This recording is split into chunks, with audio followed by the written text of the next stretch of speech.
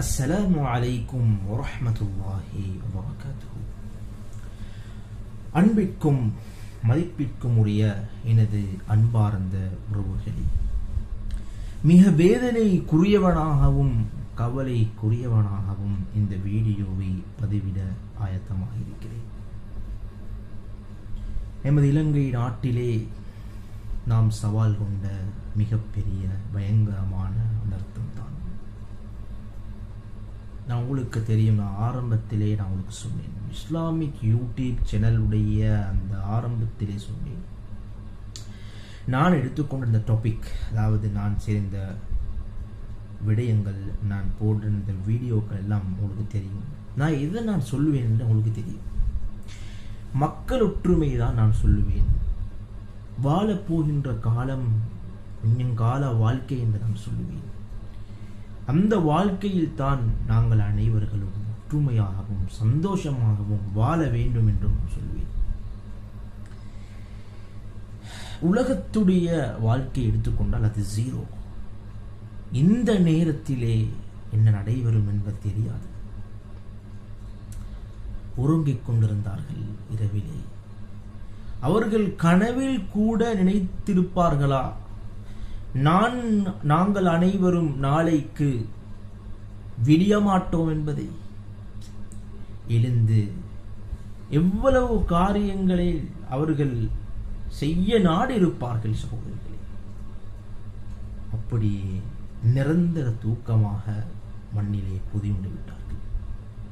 கஃன் செய்வதும் கூட இல்லை, எதுவுமே இல்லாமல் இருந்த மாதிரியே புதையுண்டிருக்கார்கள். சுப்ஹானல்லாஹ். மிகப்பெரிய வேதனை, கவலை. நாம் அனைவர்களும் மிக கடமைப்பட்டிருக்கிறோம். உதவுங்கள், தயங்காதீர்கள், உங்களுக்கு எது இயலுமோ செய்யுங்கள். அல்லாஹ்வுக்காக சொல்கிறேன்.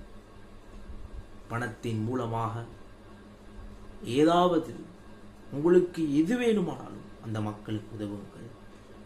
உங்களால் முடிந்த அளவு ஏதாவது இருந்தால் அந்த மக்களுக்கு உதவுங்கள் என்பதை நான் சொல்கிறேன். எனது கண்ணியத்திற்குரிய உறவுகளே, உங்களால் முடிந்த அளவு, அது பணமாக இருக்கலாம், பொருளாக இருக்கலாம், அட்லீஸ்ட் அவர்களுடைய வீட்டையாவது, வெள்ளத்தால் பாதிக்கப்பட்ட மக்களுடைய வீட்டையாவது சுத்தம் செய்து கொடுங்கள். மிகப்பெரிய அவலநிலை, கவலை. இந்த அளவுக்கு சொன்ன ஒரு ஹதீஸ் இருக்கிறது. நபியவர்களுடைய உடம்பிலே ஏதாவது ஒரு உறுப்பு நோய்வாய்ப்பட்டால் முழு உடம்பும் உடைய உறுப்புகளும் நோய்வாய்ப்படும். அந்த வருத்தத்தை பட்டு பிடிச்சு கொள்ளும். அதனுடைய அரபு விளக்கத்தை அழகான முறையில் நான் வேற ஒரு வீடியோவில் பேசி போடுகிறேன். ஒரு முஃமின், ஒரு சகோதரன் கஷ்டத்தில் இருக்கின்ற பொழுது நாம் அனைவர்களும் அதனை தாங்கி பிடிக்க வேண்டும். நாங்கள் மட்டும் இருந்தோம் என்பது, நாங்கள் சந்தோஷமாக இருக்கிறோம் தானே என்றது, அது உண்மையான மனிதன் அல்ல, அந்த நினைவு உள்ளவர். எனவே மிக கவலையுடன், வருத்தத்துடன் சொல்கிறேன், மரணித்தவர்கள் அனைவர்களையும் அல்லாஹ் சுவர்க்கத்திலே மிக அழகான முறையிலே மலக்குமார்களுடைய உபசரிப்பின் மூலமாக வாழ வைப்பான் என்பதில் எந்த விதமான சந்தேகமும் இல்லை. எனவே நான் மிகுந்த கவலையுடையவனாக பேசுகின்றேன். எனது அன்பு சகோதரர்களே, உங்களால் முடிந்தளவு அவர்களுக்கு உதவுங்கள். எப்படியாவது அவர்களை உயிர் சேதங்களுக்கு எதுவுமே செய்ய முடியாது. நிச்சயமாக அல்லாஹ் அவர்களுக்கு ஷஹீதுடைய அந்தஸ்துகளை கொடுப்பான். சொத்துக்கள் இழந்தவர்களுக்கு அதே போன்று வீடுகள்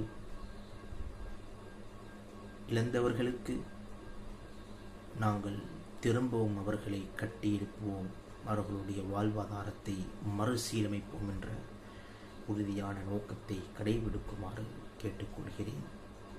எனவே உங்கள் அனைவர்களுக்கும் என்னுடைய துஆ பிரார்த்தனையிலே சேர்த்துக்கொள்கிறேன். கட்டாயமாக எனக்கும் உங்களுடைய துஆக்களில் சேர்த்துக்கொள்ளுங்கள் என்பதை கூறிக்கொண்டு இந்த சிறிய பதிவை நான் முடித்துக் கொள்கிறேன். அஸ்ஸலாமு அலைக்கும் வரஹ்மத்துல்லாஹி வபரகாத்துஹு.